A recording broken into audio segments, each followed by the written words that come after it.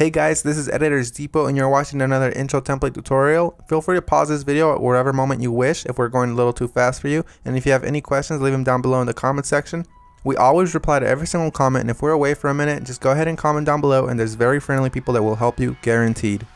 It's important to remember that this is a pre-made tutorial that we've carefully selected and approved because we noticed that it works the exact same way.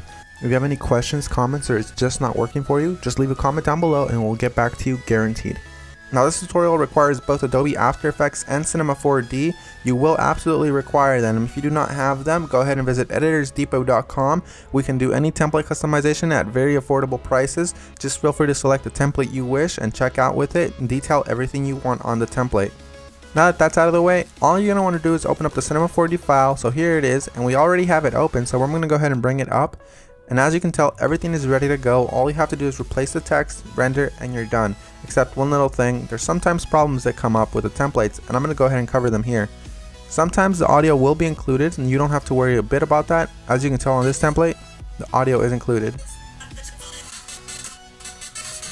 It's not a problem at all, and sometimes the font is not included. If it's not, all you want to do is of course look for the text layers. They will look a little like this. Select it, and then hit font, and select any font you wish. You can visit DesignerDepot.net for any font you wish. The first thing you want to do is of course modify one of the text layers. So here it says your. I'm going to go ahead and hover the text after I select it and replace it with editors. I'm going to do the same thing for the second layer behind that one. I'm going to hover the text and write editors. Now that that's done, I'm going to go ahead and render preview. And as you can see, it says editors, everything is 100% fine. You do the exact same thing for the bottom layers. I selected both at the same time. I'm going to replace it with Depot. Once I go ahead and render preview, it looks amazing and I'm happy with it. I'm 100% happy with the colors because it's red and Editors Depot is red, but if you're not happy with the colors, you can simply come down below, double click it, and make any modifications you wish, whether it's make it green, make it blue, or blend it all together and make a little purple. I'm going to go ahead and keep it this way, and I'm going to go ahead and go to my render settings now. Once you're in the render settings, you're going to want to make sure that your width and height is set to 1920 x 1080 if you have a very good computer or decent computer and you have time. If you have a slow computer and you probably don't have that much time, you make sure you set it 1280 by 720. You want to make sure you tick all frames, and then you go to save. You make sure it has a PNG sequence for a faster render that does not reduce quality at all. And you want to make sure you select file here. Make sure you make a folder for this one render sequence that's alone and empty. Mine is template render, and I'm going to name my every single sequence render. You close that and you begin the render. While it finishes rendering, I'm going to go ahead and open up my Adobe After Effects file and go ahead and get started with that for you guys. As you can see, that says that there's two files missing, so I'm going to go ahead and find them for my computer. So I'm going to wait for it to load, and as you can see, it says here that the audio is missing.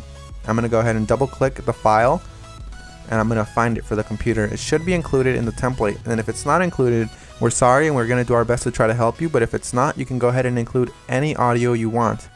As you can see here, it's not included, so I'm going to go ahead and just drag in one of my copyright-free files that I have in my library. You can use the one that we're using for this tutorial.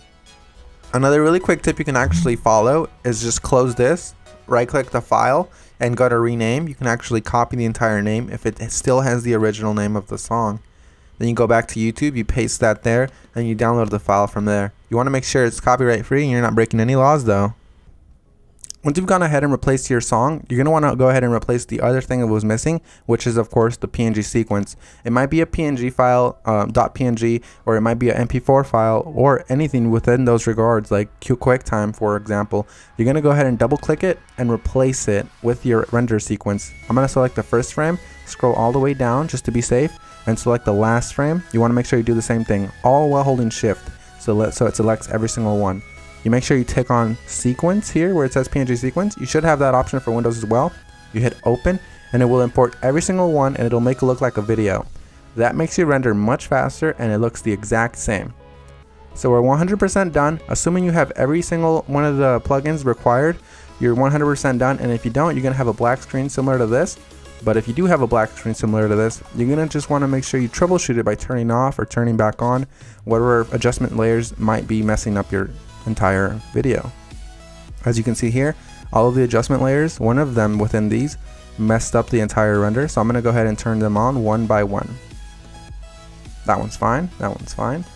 Oh, this one's the problem here. So you make sure you turn them back on, and you're done. So I had one layer that messed everything up, and that's because I do not have the correct plugin. You want to make sure you fix that, and you want to make sure you don't run into that problem again. And finish the composition by adding it to the media encoder queue. That pretty much summarizes our video, guys. I hope you all enjoyed it, and if you did, remember, drop a thumbs up if you liked it. Drop a thumbs up if you are a fan of us and you like what we're doing. And guys, we really appreciate every single one of you from the bottom of our hearts. We really appreciate every single one of you guys, whether you're liking this video, disliking, or you just left and you didn't even watch this tutorial, guys. Hope you all have an amazing day, and as always, this is Maurice. Visit EditorsDepot.com for any customization of templates, and have an amazing day. Take care, guys.